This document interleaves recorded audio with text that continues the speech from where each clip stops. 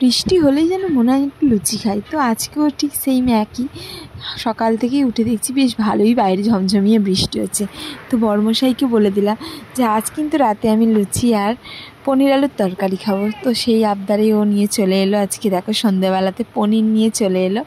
তো আমি খুলে দেখেই আমি ফার্স্টে ভাবছি হয়তো কোনো সন্দেশ নিয়ে এসছে, তারপরে দেখলাম যে না, এটা পনির। দেখে আমি বললাম যে ও পনির আলুর তরকারি আর লুচি হবে। এই যে পপি আর পনির আনতে না আনতেই পপি তো গন্ধে চলে এসছে, আর বড়মশাই বসে গেছে পনিরটা কাটতে। বলছে তাও আমি বরং ছুরি দিয়ে পিস পিস করে দিই। আর ও পনিরটা পিস পিস করে ওই ময়দাটা মেখে দেবে, আমি তরকারিটা করবো আর লুচিটা তো ও ভেজে দেবে, দেখতেই পাবে তোমরা। ও দেখো কি সুন্দর ছোটো ছোটো ছোটো করে পিস করে নিচ্ছে পনিরটা।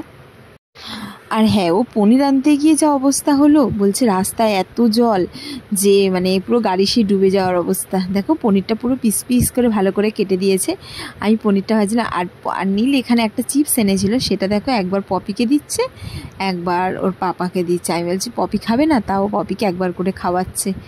আর দেখো ওর পাপাকেও খাইয়ে দিচ্ছে। আর আমি এদিকে তরকারিটা বসিয়ে দিয়েছি, আর ও দেখো এদিকে আটাটা কি সুন্দর করে ময়দাটাকে ভালো করে মেখে একদম তেল ফেল দিয়ে ভালো করে রেখে দিয়েছে, যাতে লুচিটা যাতে নরম হয়। আর দেখো আমি এদিকে তরকারি বসিয়ে দিয়েছি, পনির আলুর তরকারিটা। পনিরটাকে আগে ভেজে তুলে নিচ্ছি, তারপরে যেমন নর্মাল আলু চচ্চড়ি করি সেরকম করবো। আগে একদিন করেছিলাম যেটা পনির বাটার মশলা, সেরকম করব না। তো পনিরটাকে ভেজে তুলে নিচ্ছি, আর ওইদিকে আমি কালো জিরে আর কাঁচা লঙ্কা ফোড়ন দিয়ে, দেখো কালো জিরে ফোড়ন দিয়ে দিলাম, কালো জিরা আর কাঁচা লঙ্কা ফোড়ন দিয়ে তরকারিটা করব, যেমনভাবে আলু চচ্চড়ি হয়। দেখো এবার আমি ধুয়ে রাখা আলুটা দেখো আমি তেলের মধ্যে দিয়ে দিলাম, ডুমো ডুমো করে কেটে রেখেছিলাম যেভাবে আলু চচ্চড়ি কাটে, কারণ ওইভাবে পনির আলুর তরকারিটা বেশি ভালো লাগে। আলুটার মধ্যে এবার একটু নুন হলুদ দিয়ে ভালো করে আমি ভেজে নেবো, তারপরে একটু জল দিয়ে দেখো ভালো করে ভাজা হয়ে গেছে। এবার দেখো আমি এটার মধ্যে জল দিয়ে দেবো। আলুটা অনেকখানি ভাজা হয়ে গেছে আর ভালো সেদ্ধও হয়ে গেছে, এটা চন্দ্রমুখী আলু। তো আমি জল দিয়ে দিলাম। এবার আমি ভেজে রাখা পনিরটা ওর মধ্যে দিয়ে দেবো। দেখো জল দিয়ে দিয়েছি, আলুটা অনেকখানি সেদ্ধ, সেই জন্য পনিরটাও এবার দিয়ে দিলাম। এবার ঝোলটা ফুটে গেলেই নামিয়ে দেবো। তারপর লুচি করেছিলাম, লুচিটার ভিডিও করা হয়নি।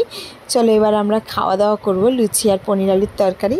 তো দেখো কেমন হয়েছে আমাদের গরম গরম লুচি আর পনির আলুর তরকারি, দেখে না।